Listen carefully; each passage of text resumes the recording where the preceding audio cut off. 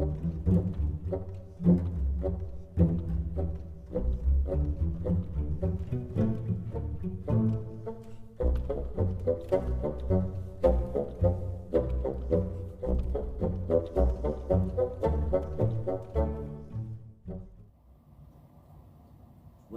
to the Diggin with Deej treasure hunting ghost stories contest giveaway.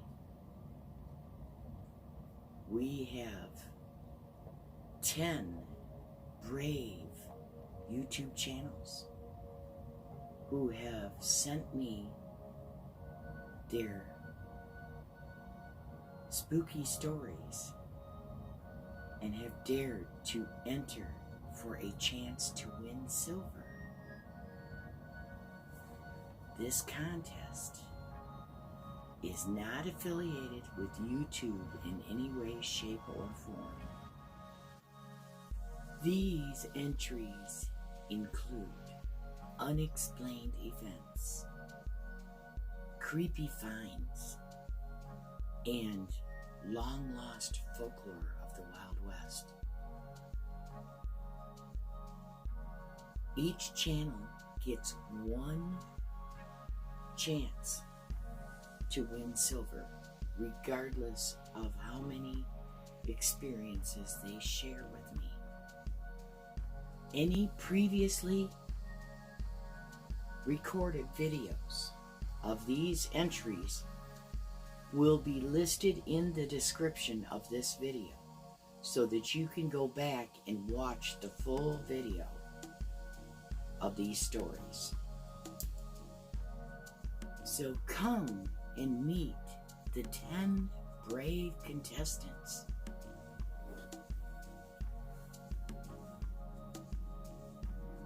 who dared to enter.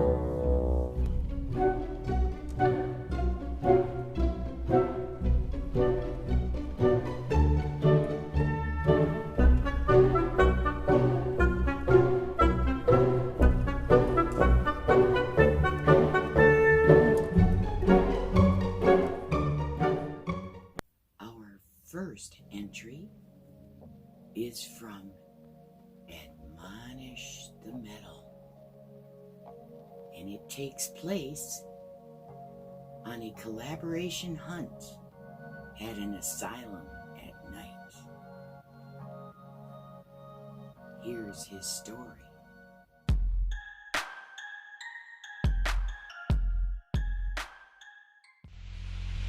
So, Not Right Johnny invited us to a night hunt at the asylum, along with Messy Hole and myself, of course. He got these motion-activated lights that he put up around the corners of the buildings, and all night long they kept lighting up, but there was no one around them. And in this clip you're about to watch, I was filling in a hole. I didn't hear it at the time, but I think I caught an EVP. Check it out for yourself.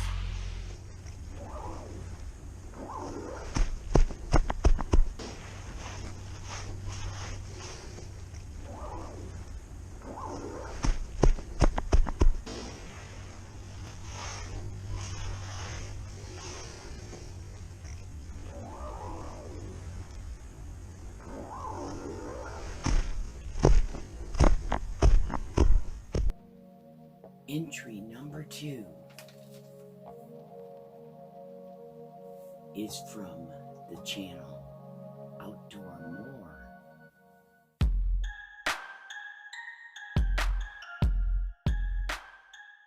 Here is Greg's story. We went to do some metal detecting at an old yard that belonged to my father-in-law's mom. We had no idea before we arrived that it was adjacent to a graveyard. My wife Veronica, her dad, and I went on the hunt together. As we were nearing the graveyard, my metal detector started going off uncontrollably. There were no power lines or electrical anywhere in the area. I looked down and I found what I thought was the target, but it was a plastic tube, so that couldn't have set off my machine.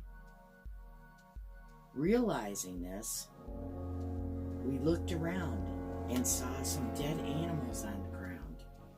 And then we saw the cemetery. The detector continued to go crazy and did not stop until we left the area. Creepy experience. How do you explain that? His second experience was on a hunt that he was finding a lot of ammo all over the place, all different kinds of ammo. And when he went to dig a target, he pulled up a bullet casing. But there was something lodged in it. And on closer inspection, he realized there was bone lodged in the casing. And at some point during the hunt, he heard the voice of a woman. But there was no one around them. Some creepy experiences there, Greg. Entry number 3 comes from Alabama Dirt Digger. And he has sent his video story. So let's see what his experience was.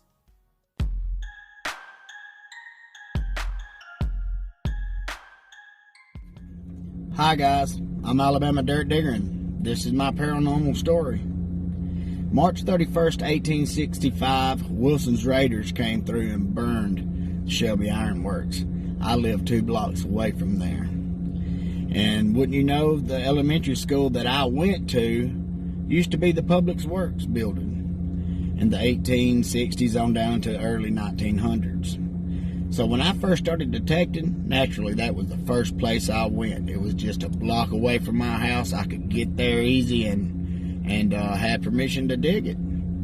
So I'm there and I just dug a copper mess plate. I came up on top of the ridge, had a signal with some trash in the hole, some old iron, but there was an old bottle there, and I was getting stoked about finding these old items. Well, I stood up and was detecting on, swinging, making my way across the top of the ridge, and all of a sudden, cold chills come over me, and the hair stood up on the back of my neck, and I felt like I wasn't alone. And I distinctively felt somebody tap me on my shoulder. There's no doubt in my mind that somebody tapped me on my shoulder or something tapped me on my shoulder. I fully expected when I turned around to see somebody standing there. I had my earphones on, and the tap came from the backside, my back, so I thought somebody had walked up and was about to give me some grief about detecting. But when I turned around, there wasn't a soul there. And that's my paranormal story. Hope you enjoyed it. We'll see you next time. Entry number 4 comes from Lazy Cat Detecting NC. and this is his story.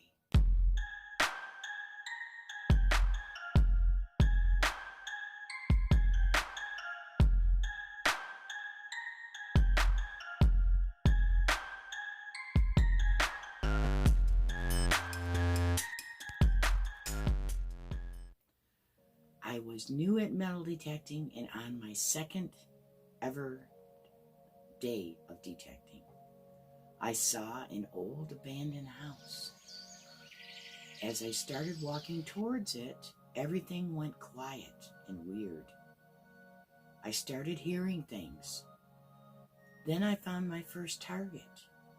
It was a small container, and I brought it home thinking it was nothing, maybe a bullet or something like that.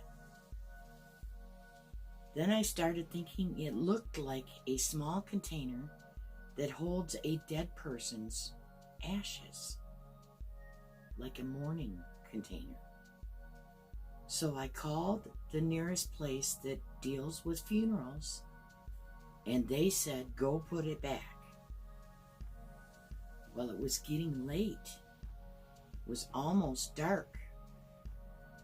I walked back and put it in its original spot. And while I'm there, I'm hearing noises from the house. And I saw something hanging inside the house. I was saying, hello, hello. And a voice calls out. It was a homeless guy in a hammock that looked like he was hanging himself. It freaked me out, gave me chills walking home like I was haunted or something. So I did more research and come to find out it wasn't an ash holder at all. I had found out online it was a vintage lipstick tube. I laughed. It freaked me out for a week. Great story.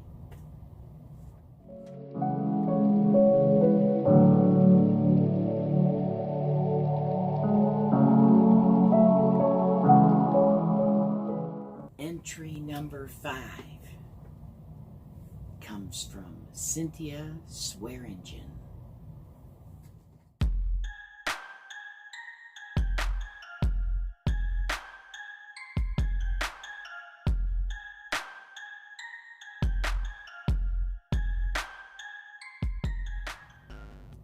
Deej, I was detecting a churchyard I had permission for, and everything began just fine.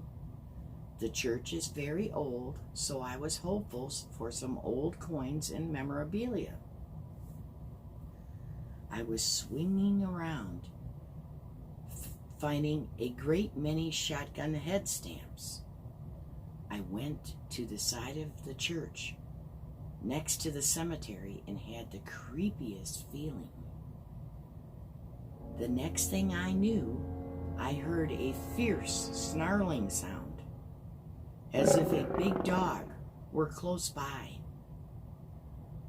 I looked around and saw no dog. Then the bushes against the church started shaking violently, as if some big creature was tearing through them. I was so startled, I dropped my detector and shovel and jumped back. Still, I saw nothing. I gingerly went back, retrieved my detector and shovel, and decided to go to the other side of the church. I wondered, what in the world is going on here? Apparently, my spooky buddy followed me there also. As soon as I began to dig my target, the growling began again. Okay, I had had enough. No more church properties with adjoining graveyards. Righto. I loaded my stuff in the car, and as soon as I shut my car door, the growling stopped. Was the spirit guarding the cemetery? Or guarding the church? I don't know. I've been back there many times because my mother is buried there, and have had no other encounters.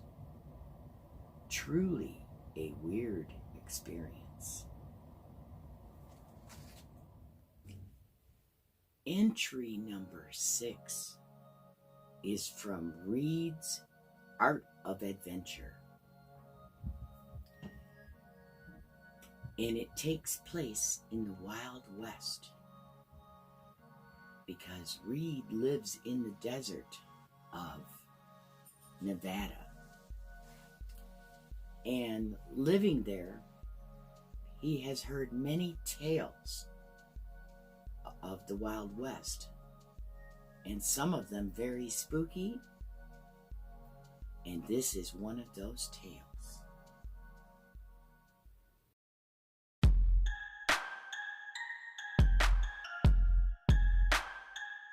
This is my sworn testimony of how I discovered the mine of Prickly Pete and his ugly wife, wrinkled witch Wendy. Well, it all began a couple years ago on Halloween. I had heard the story of old Prickly Pete and his lost mine.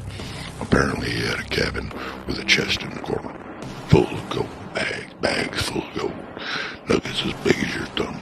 Well, I couldn't resist it. I had to go look. Drove about as far as an old truck could take me. Worked my way up the canyon. Walked and walked. Must have taken several hours.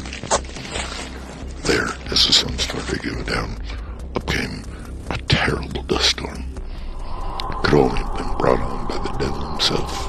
The sky became orange as the last of the sunlight tried to filter through the dust. So, I simply pulled my bandana up over my face, and I continued on a little farther. When off in the distance, I saw it. It was a cabin. Little front porch, swing on the front, blowing in the breeze. Well, I made my way to the cabin, up onto the porch, and into the door. It was a little dark, so I struck a match. On the table, I noticed a lantern. This very lantern right here. I lit the lantern, and I noticed on the table, next to where the lantern was an old faded letter. Looking at the letter, I couldn't exactly make out what it said, but I know it was addressed to old Prickly Pete himself. Looking around the room, I noticed on the other side of the room was the trunk. Well, I worked my way over to the trunk. When I cracked the trunk open, out came a horrible stench, the stench of death. And out came a fly, bigger than a bumblebee. Woo. Well, I lean back, takes me a deep breath, throw the trunk open, and much to my surprise, no gold. But inside were the bones of old Prickly Pete himself. Well, imagine my surprise when suddenly Prickly Pete spins his head around and he looks at me and he begins to speak. He says, "Boy, I've been in this trunk for going on 150 years. Claim jumpers come in, they stole all my gold, and they stole my wife, and here I am, I've been in here so long, please, get me out. So I picks him up, and I lays him on the floor, and he says, "Boy, I'm so stiff, I've been in that trunk so long, straighten my arms. So I straightened his arms out, with a big old snap, crackle, and pop. I looked down into it, at him, and he said, my back, and my legs, they're all so stiff, just pull them out, straighten me up. So I go down to his feet, I give him a yank, boom, with a big old snap, crackle, and pop. I get him straightened out, and imagine my surprise when suddenly he gets up and just springs up off the floor, and begins to dance around, all around the cabin. I grabs the lantern and I follow him, and he's leaping and springing and laughing. Well, I didn't know what to do. I found it rather amusing, to tell you the truth. And, well, I let out a little chuckle. And that is when it happened. He stopped and he looked me dead in the eye. Got real close, just like this, looking me dead in the eye. Said, "Time to eat, boy." And that's when I remembered the part of the story about him being a cannibal. Well, I wasn't sticking around. I ran out the door and ran up the trail. But I was afraid to look back because I could hear him coming right behind me. He was clicking and clacking and popping. His old bones just coming up the trail. I knew I was in trouble. And I ran and I ran. And I looked over to the side and I noticed a hole in the side of the hill. I run into the hole and I threw the lantern to the side and I rolled a big old boulder in front of the entrance. I could hear old Prickly Pete out there. He was just scratching and cursing and just all kind of profanities. Well, let me tell you, well, after a moment, I come to realize there was no way he was going to move that boulder. So I started to feel unsafe. But that's when I heard it. It was the laugh of old wrinkly witch Wendy, and I had just stumbled into her lair. But that's a story for another day. Happy Halloween, people. Stay safe. Next is entry number 7 from the channel Chocolate Cherry Coins of the Upper Peninsula of Michigan.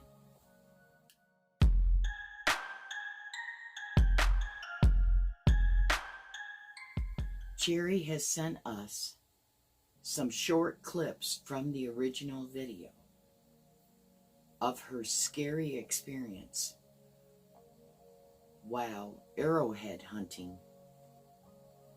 The full video will be linked in the description. Here's her spooky story.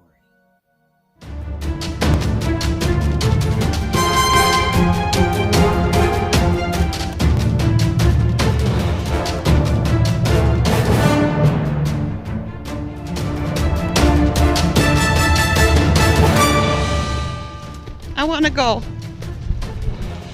You guys, I want to go. I'm freaking out.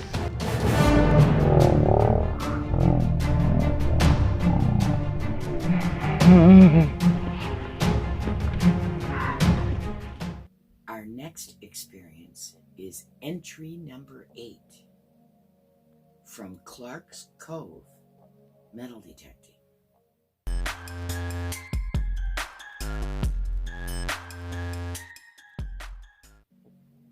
Their experience involved digging up something creepy.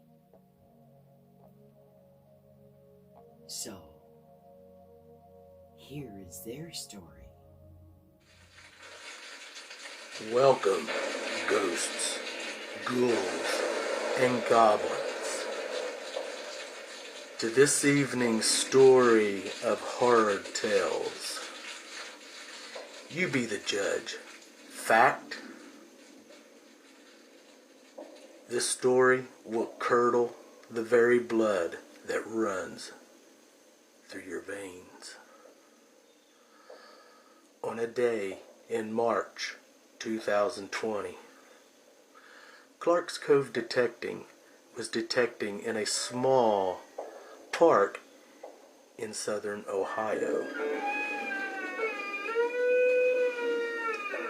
when Melissa found an object in the dirt. This is the object in question. Upon returning home that evening from the day of detecting, we never thought no more of the object that Melissa had found. The next day, while Melissa was at work, Robert decided to check out the object and see just exactly what it was that Melissa had found. Upon further investigation and cleaning, he noticed that on the bottom of this strange little object was a name engraved, Madeline. Upon further investigation, he noticed that the top screwed off. revealing the human remains inside. That evening, when Robert's wife returned home from work, he told her, "Honey, I have something to tell you about the find you found. The little strange metal bottle." She said, "Well, what was it?" I said, "Well, you might want to sit down for this." So upon revealing that the object she had found was a small urn with the human remains of Madeline, she did not know how to take this. She thought maybe we should take it and put it back in the ground. "No, let's just put it up on the shelf, see what happens. If things start going bad, we'll know." Within a week, things started going really bad. Everywhere. The country was shut down. People were getting sick left and right and dying. So you tell me. Fact? Should we take Madeline and put her back in the ground? Set her back up on her shelf. You tell us and you be the judge. Are these true facts or just the ravings of an insane lunatic? The next entry comes from the great state of New Jersey.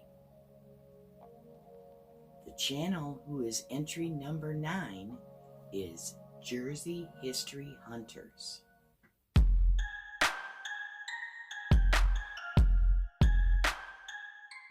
They have graciously sent video clips telling 2 different creepy experiences that they had. So you decide, were these paranormal? Here's their story. Jersey History Hunters here, doing a little clip for Deej. Weird, spooky adventure out detecting. Adventure number 1, what happened? Well, it was crazy hot, like 80 something degrees and humid. We were sweating and dying all day. Super hot. Weren't finding anything all day either. We were like getting ready to go. It was so hot. It was like 6 hours into our hunt, and we walked through a cold spot.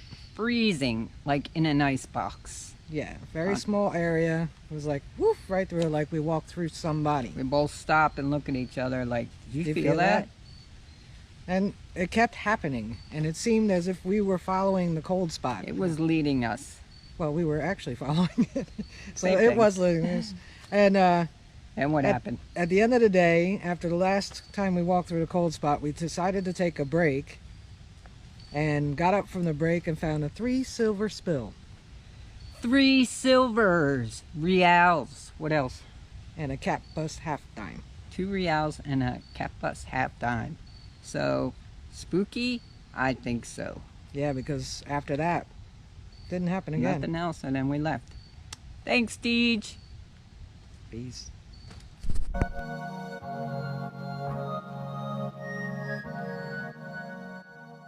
Dudes, Jersey History Hunters here again. Our second spooky experience.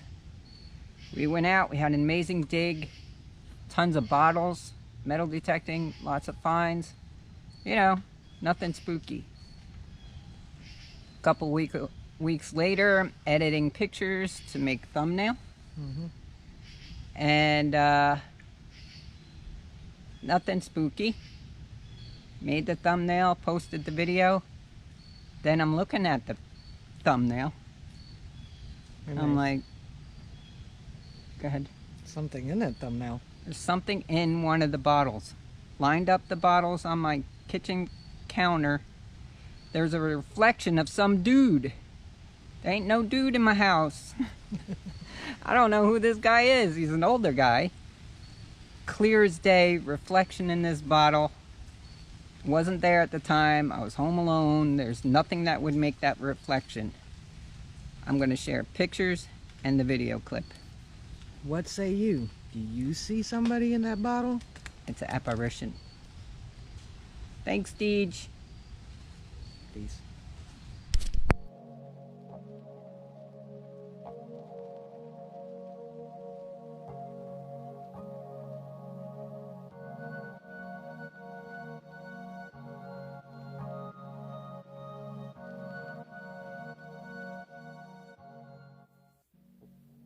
Entry number 10 is from the YouTube channel Not Right Johnny.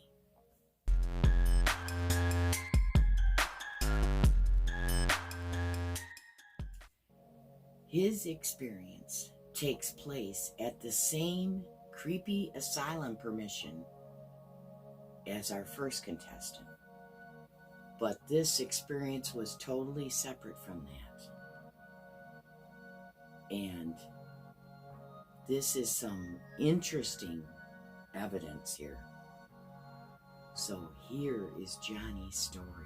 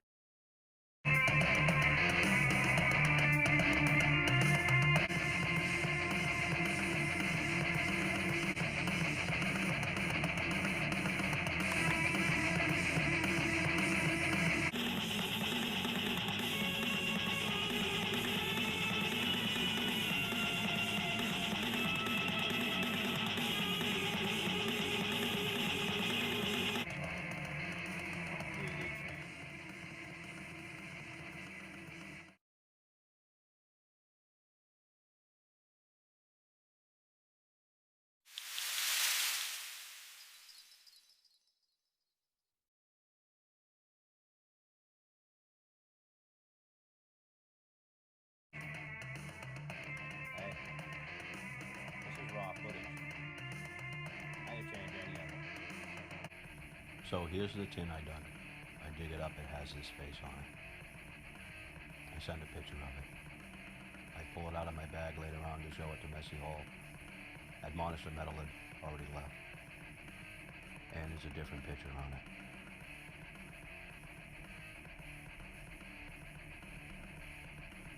First shot, right out of the hole, you see the two faces.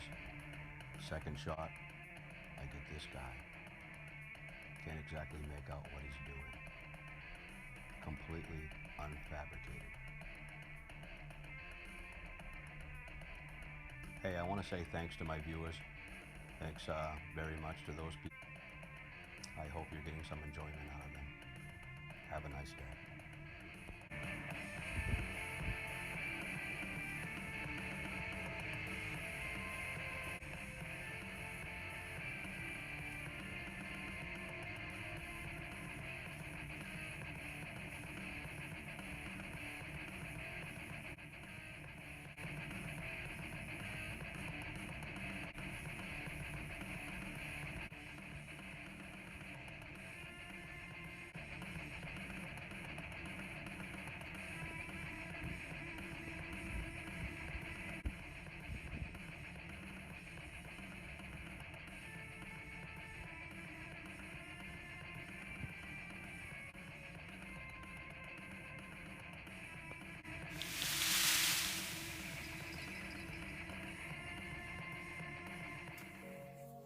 The final experience of the evening will be my own experience.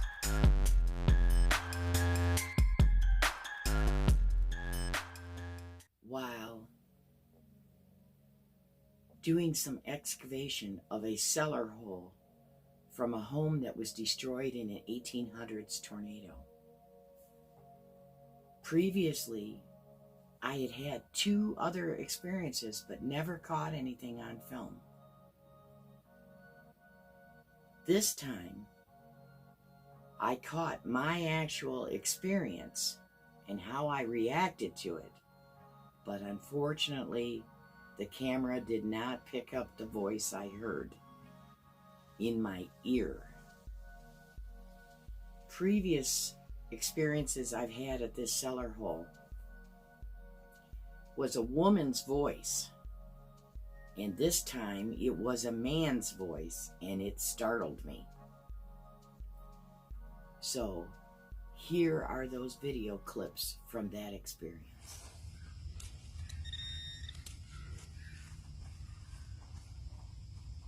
I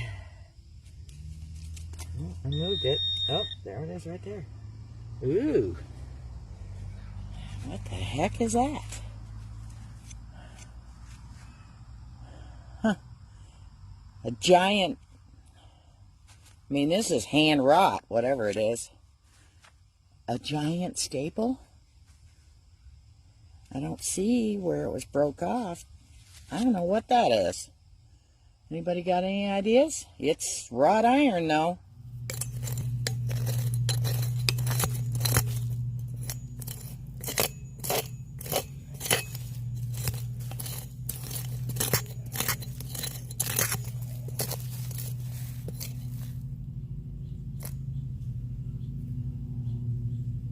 Hello?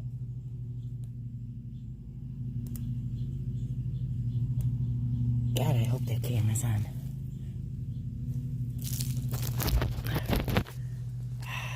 Yeah, it's running.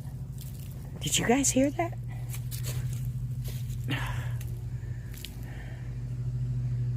Hello?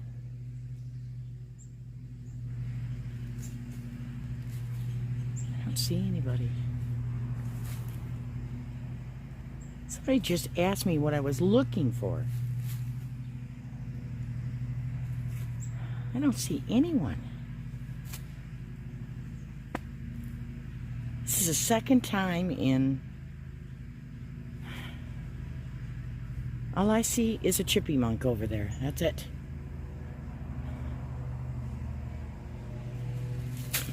Climb up here.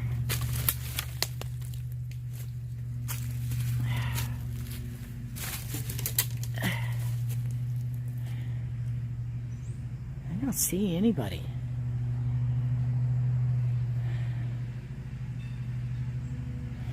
That's just weird.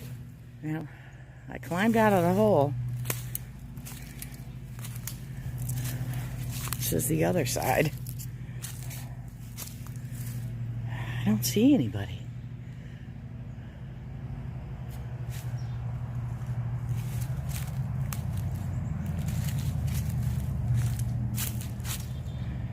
See over anybody coming from over the other house?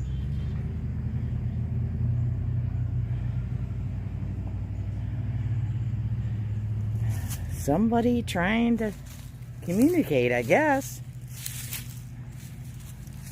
Well, whoever talking to me, I am looking for things left over by the tornado that were personal to you and your family to put in a frame as a memorial to your lives and put it in the museum. I don't mean any harm. I'm just hoping to find some relics to commemorate your lives. Well, let's get back to digging. So I hope you enjoyed my Hallows Eve special giveaway. Now we will have a brief intermission. About 30 minutes after this video ends, I will come back on YouTube live so that we can discuss what you thought of the different entries. And then we will do the random draw for the winner of silver. So I'll see you in 30 minutes. Thank you for watching. Please check out these channels and give them some support. The links to their videos are in the description. Happy Halloween.